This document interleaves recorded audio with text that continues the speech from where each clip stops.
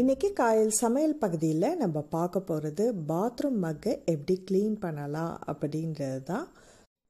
நம்ம வாரம் வாரம் க்ளீன் பண்ணாலும் அது திரும்பவும் இந்த மாதிரி ஒரு பிசுபிசுப்பு தன்மையும் உள்ளே அழுக்காக இருக்கிற மாதிரியே தான் இருக்கும். ஏன்னா ரொம்ப அது தண்ணியிலேயே இருக்கிறதுனால அந்த மாதிரி ஆகிடும்.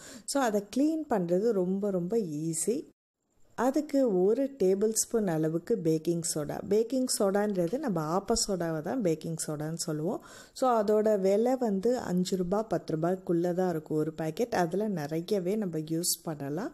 ஸோ அந்த பேக்கிங் சோடாவில் அது முழுகக்கூடிய அளவுக்கு வினிகர், நார்மலாக குக்கிங்க்கு யூஸ் பண்ணுற வினிகர் தான். அதோட விலையும் ஒரு பாட்டில் 18 ரூபாய் தான் போட்டிருக்கு.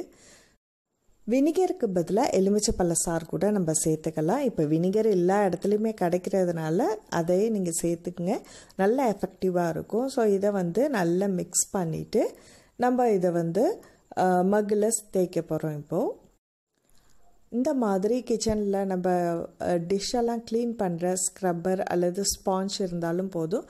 ஸோ அதில் எடுத்து நல்லா ஃபுல்லாக அப்ளை பண்ணிவிட்டு ஒரு 20 to 30 மினிட்ஸ் அப்படியே ஊற வச்சுருங்க. இப்போ பாருங்கள், அது கொஞ்சம் ட்ரையாக இருக்கிற மாதிரியே இருக்குது. கொஞ்சம் அதுக்கப்புறம் நம்ம தண்ணி தொட்டு நம்ம அதுக்கப்புறம் வாஷ் பண்ணலாம். ½ அன் ஹவர் கழிச்சதுக்கப்புறம் கொஞ்சம் தண்ணி வச்சுட்டு இந்த ப்ரெஷ்ஷு எடுக்கலை, அப்புறம் இந்த சில்வர் ஸ்க்ரப்பர் போட்டுங்க. அந்த மாதிரி உள்ளே வச்சு கொஞ்சம் அழுத்தி தேய்க்கும் போது அந்த வலுவலுப்பு அழுக்கு எல்லாமே போயிடும். ஸோ இந்த மாதிரி கொஞ்சம் அழுத்தம் கொடுத்து தேய்ங்க.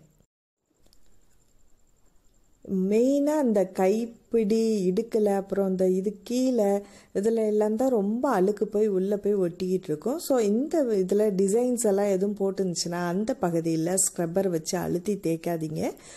சும்மா சாதாரண நம்ம இதை வச்சு தேய்ச்சா போதும். இல்லைன்னா அந்த டிசைன்ஸ் உள்ள இடத்துல ரொம்ப அழுத்தம் கொடுத்து தேய்க்காதீங்க. ஏன்னா அந்த ஸ்டிக்கர் மாதிரி இருக்கிறது உறிஞ்சி வந்துடும், பார்க்குறதுக்கு அழகாக இருக்காது. சும்மா நல்லா அழுத்தமாக சாதாரணமாக அந்த ஸ்பாஞ்ச் ஸ்க்ரப்பர் வச்சே நம்ம தேய்ச்சாலே போதும். இப்போ பாருங்கள், அது தேய்ச்சி முடிச்சாச்சு. நல்லா அதுக்கப்புறம் தண்ணியெல்லாம் விட்டு வாஷ் பண்ண உள்ளெல்லாம் ப்ரஷ் வச்சு கழுவுனதுனால எவ்வளோ பளிச்சுன்னு ஆயிடுச்சுன்ட்டு, எவ்வளோ அழுக்காக இருந்தது முன்னாடி.